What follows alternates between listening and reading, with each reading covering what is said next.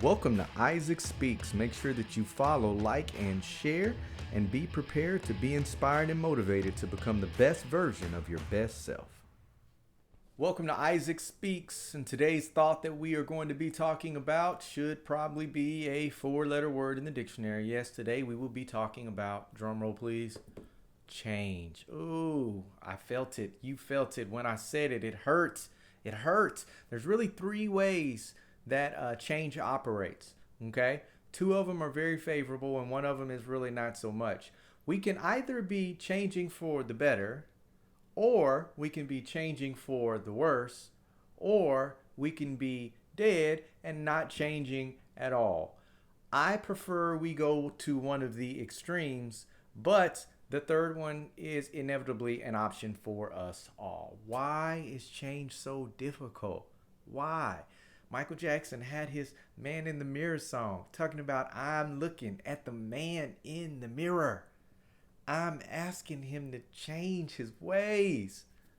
And he goes on and on and on about this concept of change and about how we need to change and about how we need to change, but he doesn't tell us how to change. There's no formula for change. He's just saying we need to change. Change what? Because I can change bad, I can change good. Why is change so important? Everything that is alive is changing. Viruses are branching off into new brands. Trees are growing and they're changing in height and in size. Butterflies are going through metamorphosis and they're changing in the different stages. Babies are changing and growing into adults who are growing into old people who are growing and changing into dust right now underneath our feet. Absolutely everything on this planet was made to change. So one of the most powerful things that we can do in life is to learn to control change. What did this man just say? We can control change. Did he even allude to that? Yes, I am. Look, there are certain things in life that we will not be able to change. There's certain ebbs and flows of life that you're just going to have to deal with. And that's just called being an adult. That's called maturing into a place to whether things are good or whether things are bad. We kind of just learn how to deal with all the punches.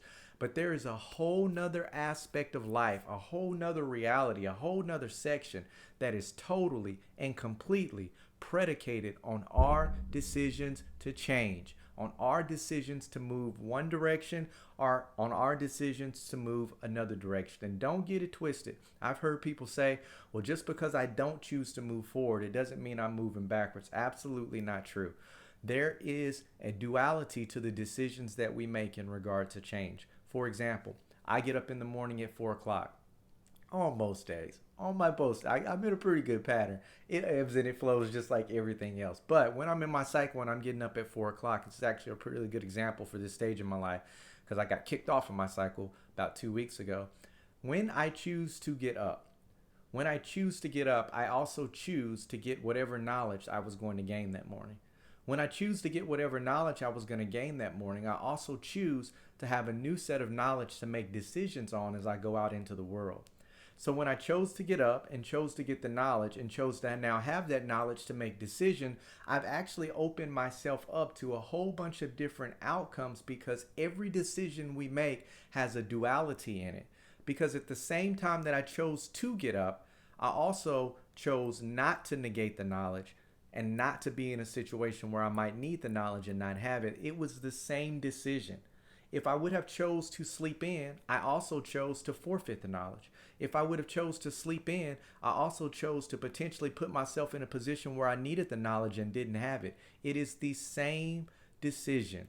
So what does this have to do with change? Everything that happens, all the change that will happen in your life, all the change that will happen in the world around you, all the change that will happen will begin because you chose to change. You have to look at the man in the mirror and you have to not ask but tell them we are going to change our ways because we've discovered that everything that we want in life is on the other side of a change mindset.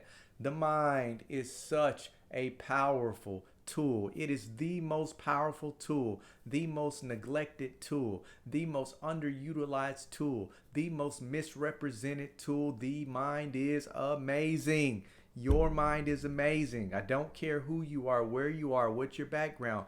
The fact that you have the cognitive faculties that the mind has, it is amazing. And when we take those and we choose to channel them in the right direction, the change that can be produced in our lives is so exponential. The potential that lies between these earlobes, when it's channeled in the right direction, when we choose to focus on it, when we choose to go for it, it is amazing. Everything that we desire in life is on the other side of a change mindset. Things that we're not doing today that we know we should be doing is because we have a broken mindset. Things that we are doing that we know that we should stop doing is because of a broken mindset. All of this is predicated on the principle of change, and all the principles of change rest on us, and that's so uncomfortable. It is. It's so uncomfortable. Because as long as I can blame something that's outside of me for my life and where it might go, then I don't have to take responsibility. And I don't like taking responsibility. You might not like taking responsibility. Most people I like in life, we don't like taking responsibility. It's just so much easier when I can poke the finger and say, it's because of mom and them. If I was only raised in a family that wasn't poor, if I only didn't have to do this, or if I only didn't have to do that, or if I didn't have student loan debt, or man, if somebody would have gave me my first house, my life would be totally different. Oh, if I only would have went to college. There are so many excuses that we can want and make that point the finger at somebody else. But the reality is, until we take the main finger, I'm not talking about these that are pointing back at you, because that's not an intentional act. That's more like just a hint. Till we take the main finger and say, I am the reason. I am the causal factor. We do not have control over the changes that we desire in our life. Now look, I've already told you, there are a whole section of things that are outside of our control. People do bad stuff to us that we can't control.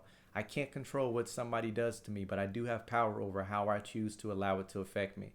I do have power over how I choose to allow it to affect my life, how I choose to allow it to affect my mindset, how I choose to allow it to affect my faculties, how I choose it to allow me to affect my mentalities towards life, my worldview. All of that till the time expires is all within my power. Therefore, I continually hold within my hand the power to change. Now, I can't make myself 6'4", out of my control.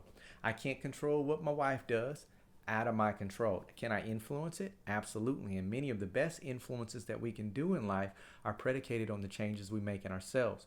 When we become different people, we attract different things. And it's not law of attraction. It's just laws of life. It's just laws that have been built into how things work. Like if I'm at work and I'm an angry person all the time and people don't spend time with me, I can't be blaming them and saying, oh, it's this and it's this and it's this. No, I'm going to be a nicer person. And then the byproduct of that is people might not mind spending time with me. There is a reality to life that the things that we want, the hopes, dreams, and aspirations, the things that we desire are all predicated on the decisions that we will make to change about how we are as people, how we operate, how we think, how we interact, what we do on a daily basis, how we do the things on a daily basis, the words that we use, the things that we see, the things that we hear, the way that we interact with people, and all of those things, every single thing that I said is within our power to change. Do you realize how much power that gives us over tomorrow? Do you realize how much power that gives us over today? We have been empowered in such an amazing way. In such an amazing way, the power to be able to take life by the handles and say, you're turning left, I'm twisting right. We're going to fight this thing to the end of the day, till hell freezes over. Come hell or high water, I'm going to fight because I believe. Not here. I believe. Not here. I believe with all my heart, with all my soul, and with all my might that I have the power to change. And because I have the power to change, I have the power to influence what my tomorrow might look like. I have the power to influence what my today might look like. I have the power to influence what my son's life might look like, what my wife's life might look like, what my neighbor's life might look like, what my city's life might look like, what my country's life might look like. I have the power to influence it, and therefore I have been empowered with the power to literally change the world. You have to believe it. I have to believe it. Not here, and I keep doing this because we're humans. There are so many things that we stick in our head and we call them beliefs, but they're not really beliefs because we're not willing to act on them. They're not really beliefs because I'm not willing to stand on it. If the battlefield comes and this is the thing that's got to hold it all together, will I embrace it? And if it's not, if it's something that I will abandon instantly, then it was just a thought in my head.